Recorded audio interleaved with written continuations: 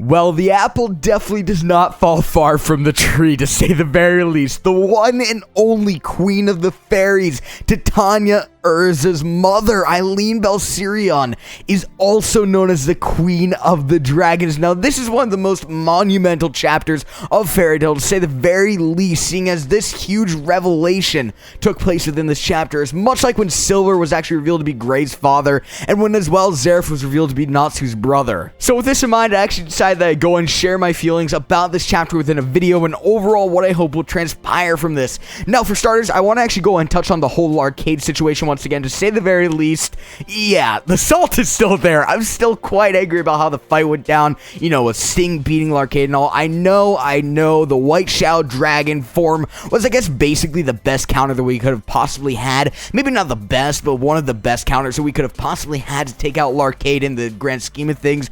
But it makes me feel as if Hero wants to demonstrate that in the end, any bad guy, no matter how strong, will turn out to be absolute fodder. I hope I speak for many others, though, when I say that if we see some of this shit with Zeref, unless Natsu is the one who beats Zeref, I will genuinely lose my mind. Like, that's the point where I just consider Alvarez to be by far the worst arc in Fairy Tail. That's just where it's all ruined. Currently, it's actually my favorite manga arc. I know it's kind of crazy, but if anyone single-handedly takes out Zeref on their own besides Natsu, I'll be absolutely furious. I mean, like, I held on to hope, though, that Larcade would, I guess, pull through in a way and just kind of, like, stand up and have, like, one of those gotcha bitch moments where he kind of, I guess, stands up and just absolutely goes on to obliterate Sting and the remainder of Sabretooth, who have now actually decided to congregate around him now that he's beaten. Maybe pull out, like, an Aetherius form, something along the way, just out of his ass. No clue what I was really thinking of, but, like, it's really obvious that won't happen anytime soon with Larcade's state right now. He's pretty bad right now. However, I still hold on to hope that we will revisit Larcade later on down the road,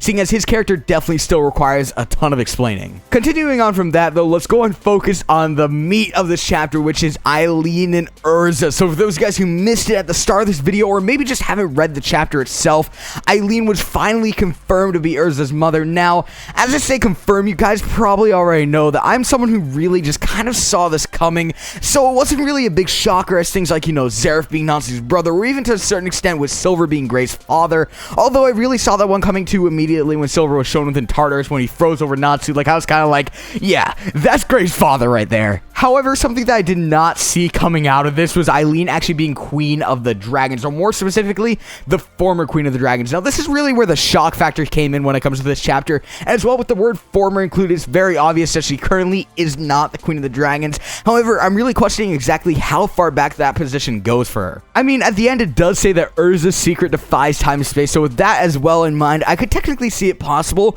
that Eileen could have, like, ruled over the dragons possibly as far back as 400 years ago, when dragons were more of, like, a prominent species and weren't, you know, overruled by humans and whatnot.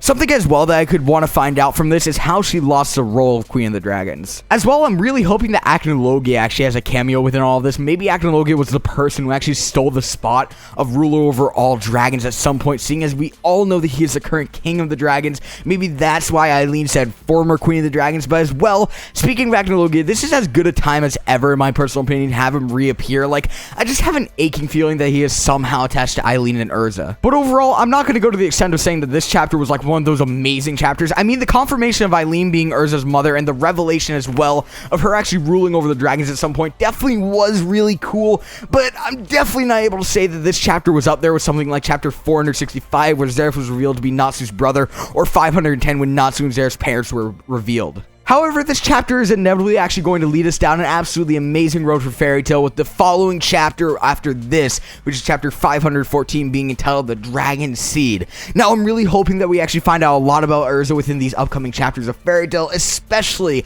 who her father is. That's something that I really, really want to know. And once we find out who Erza's father is, we basically have all the parents for all the main characters of Fairy Tail revealed to us, which would personally be an absolutely monumental point in the series, for my personal opinion. Nevertheless, that's going to just about do it for today's video. If you guys enjoyed, remember to leave a like, share, support, and subscribe if you're new. Peace.